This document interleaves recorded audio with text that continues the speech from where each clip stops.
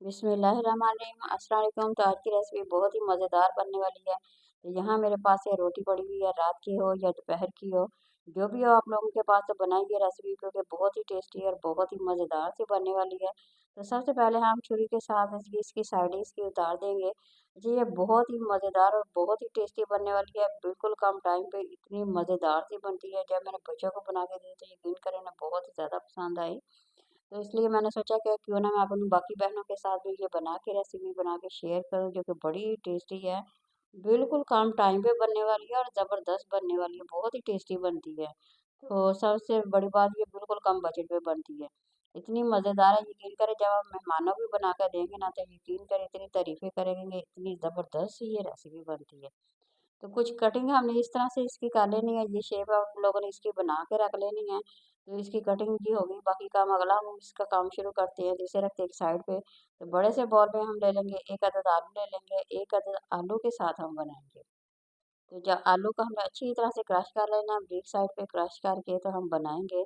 तो ये बड़ी ज़बरदस्त सी रेसिपी बनती है, तो इतनी मज़ेदार, यकीन करें आप लोग सोचेंगे कि रोटी के साथ इतनी मज़ेदार सी बनती है।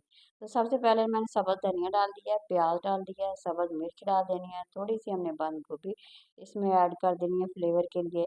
आप लोगों के पास जो भी सब्ज़ी वो डाल सकते हैं। तो सबसे पहले खुश्क धनिया का पाउडर डाला हुआ है, कुटी हुई मिर्च हाफ़ टी स्पून डाली है, सुरख मिर्च हाफ़ टी स्पून डाली है, नमक डाल दिया है। तो ये हल्दी हमने डाल देनी है, थोड़ी-सी अजवाइन डाली है, ये हाज़मे के लिए बहुत ही बेस्ट होती है।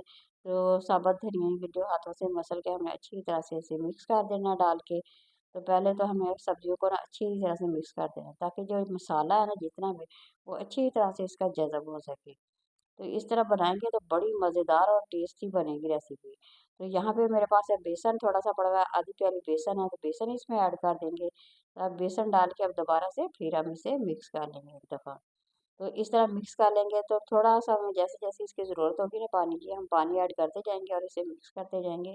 तो बड़ी ही ज़बरदस्त, बहुत ही टेस्टी सा ये ब्रेकफ़ास्ट बनने वाला है, जो कि आप लोगों ने बनाना ज़रूर है और कमेंट में मेरे साथ ज़रूर शेयर करना है कि आप लोगों को रेसिपी कैसी लगी।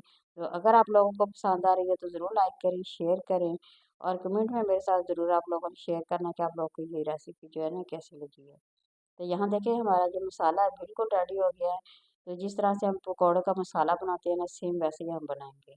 तो ये देखिए, ये मेरे पास रोटी भी हमने साथ ही रख ली है, जिसके हमने पीस छोटे-छोटे से किए थे। साथ ही हमने पैन में घी भी गरम कर लिया है, ताकि हमारा टाइम जो है ना वो बच सके और मिनटों में झटपट ये रेसिपी जो है ना बन के तैयार हो सके। तो ये देखिए, बिल्कुल आँच हल्की आप लोगों ने कर लेनी है, तो दोनों साइडों पे अच्छी तरह से हमने इसकी कोटिंग करके ना, तो बारी-बारी हम इसमें डालते जाएँगे।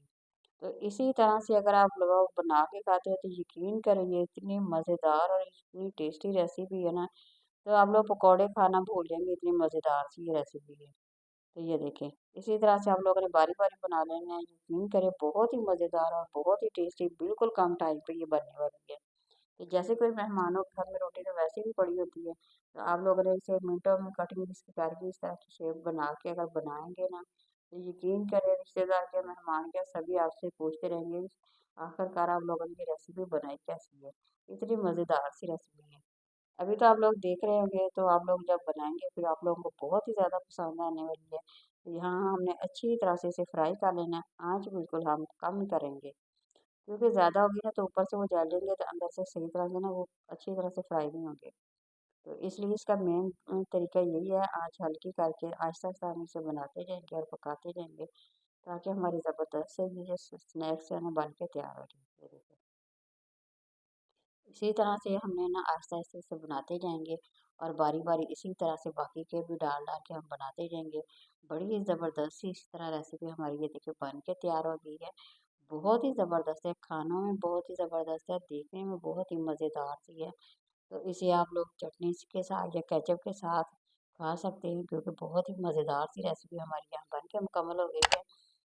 किसी नई और दोबारा रेसिपी के साथ दोबारा हाज़िर होंगी, उस वक़्त तक इजाज़त दीजिए। नई और रेसिपी के साथ हाज़िर होंगे। अल्लाह